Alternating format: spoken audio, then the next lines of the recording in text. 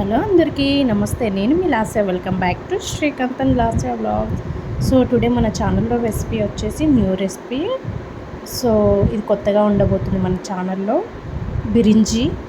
So ఈ recipe అయితే ఎవరికి తెలియదు, ఎందుకంటే ఇది తమిళనాడు రెసిపీ కాబట్టికి. సో చాలా అంటే చాలా టేస్టీగా ఉంటుంది. ఎలా ప్రిపేర్ చేయాలో ప్రాసెస్లోకి వెళ్ళిపోదాం రండి. సో ముందుగా అయితే ఒక బాండిల్ తీసుకొని దానికి సరిపడా ఆయిల్ వేసుకొని, అలాగే 1 టేబుల్ స్పూన్ జీలకర్ర వేయాలి. సో నెక్స్ట్ వచ్చేసి హోల్ గరం మసాలా వేసుకోవాలి. ఈ స్పైసెస్ అనేది మంచిగా ఫ్రై అవ్వాలి. ఈ విధంగా ఫ్రై అయ్యాక ఒక 2 లేదా 3 చిల్లీస్ మంచిగా కట్ చేసుకొని వేసుకోవాలి.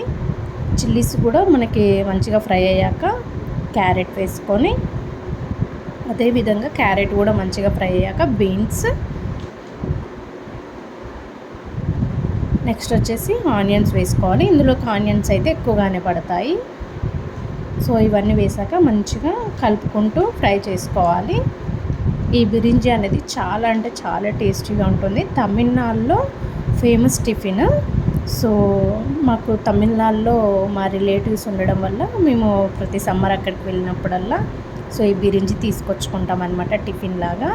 సో నెక్స్ట్ వచ్చేసి అవి ఫ్రై అయ్యాక బఠానీ వేసుకోవాలి. ఇది ఫ్రోజన్ పచ్చి బఠానీ. నెక్స్ట్ టమాటోస్ వేసుకోవాలి. నేను ఇక్కడ ఒక 2 టమాటోస్ తీసుకున్నాను. అన్నీ మంచిగా ఈవెన్గా కలిసేలాగా కలిపేసుకొని, మనకు ఆయిల్లో ఫ్రై అవ్వాలి. ఇక్కడ వచ్చేసి నేను టేస్ట్కి తగ్గట్టు సాల్ట్ తీసుకుంటున్నాను ముందుగానే, లేదంటే మీరు లాస్ట్లో కూడా సాల్ట్ వేసుకోవచ్చు. మనకి ఇక్కడ వెజిటేబుల్స్ అన్నీ పర్ఫెక్ట్గా కుక్ అవ్వడానికి నేను ముందుగానే సాల్ట్ వేశాను. మీరు కూడా ఎన్నర్ చేయని వాళ్ళు కూడా మన రెసిపీ చూసేసి ఒకసారి ట్రై చేయండి. చాలా అంటే చాలా టేస్టీగా ఉంటుంది. చేశాక కూడా మీకు ఎలా వచ్చిందో నాకు కామెంట్ బాక్స్లో కామెంట్ చేయండి. సో ఫ్రై అయ్యాయి కదా, 2 tablespoon ginger garlic paste వేసేసి, ఈ పేస్ట్ కూడా మనకి మంచిగా ఫ్రై అయ్యే విధంగా వేయించుకోవాలి.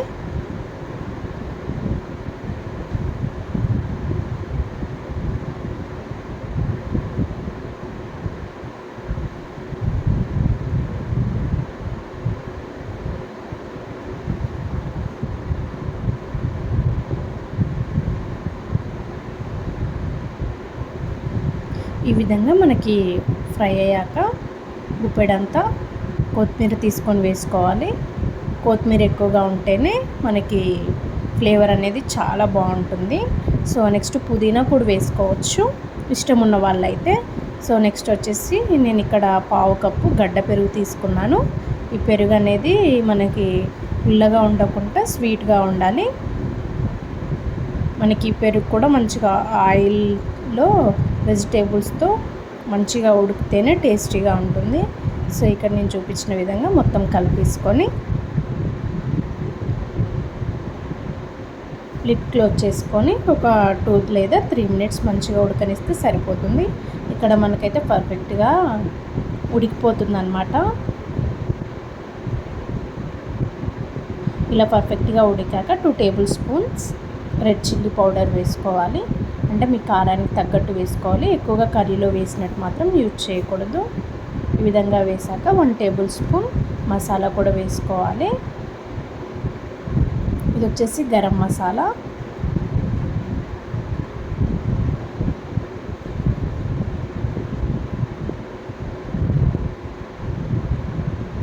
ఈ గరం మసాలా వేసుకొని మంచిగా కలిపేసుకొని మళ్ళీ ఒకసారి లిడ్ క్లోజ్ చేసి ఆఫ్టర్ 5 మినిట్స్ తర్వాత తీసేస్తే సరిపోతుంది.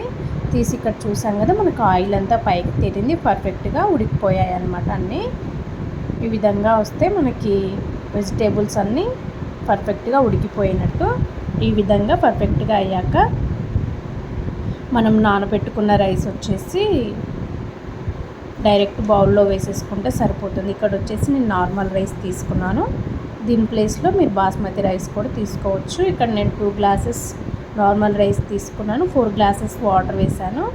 అదేవిధంగా మీరు బాస్మతి రైస్ తీసుకుంటే కూడా సేమ్ ఇదే కొలతలతో వండుకుంటే మనకి పొడి పొడిగా రైస్ వస్తుంది పర్ఫెక్ట్గా ఉడికాక.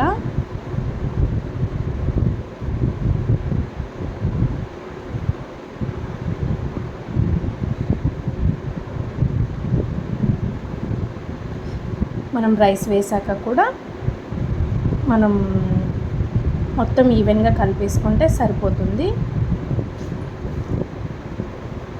నేను ఇక్కడ చూపించిన గ్లాస్తో నేను 2 గ్లాసెస్ రైస్ తీసుకున్నాను. ముందుగానే తీసుకొని ఒక 3 టైమ్స్ మంచిగా క్లీన్ చేసుకొని ఒక హాఫ్ అన్ అవర్ మంచిగా నానబెట్టాను. అలా అయితే మనకి రైస్ అనేది తొందరగా ఉడికిపోతుంది.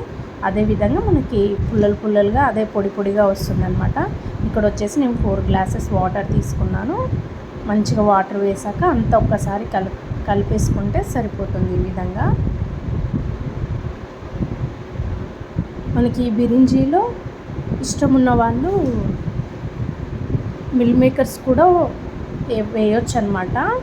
సో ఇక్కడ మాకు నచ్చదనేసి మేము మిల్ మేకర్స్ వేయలేదు.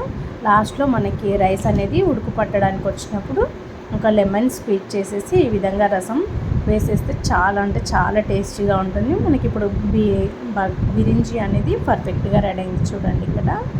సో ఈ విధంగా వస్తే మనకు పర్ఫెక్ట్గా వచ్చినట్టు చాలా అంటే చాలా టేస్టీగా ఉంటుంది. మీరు కూడా ఒకసారి ట్రై చేసి ఏ విధంగా వచ్చిందో నాకు కామెంట్ బాక్స్లో కామెంట్ చేయండి. అలాగే మా వీడియోస్ కనుక చూస్తున్నారు కానీ సబ్స్క్రైబ్ చేయడం లేదు, please do subscribe and follow for more videos.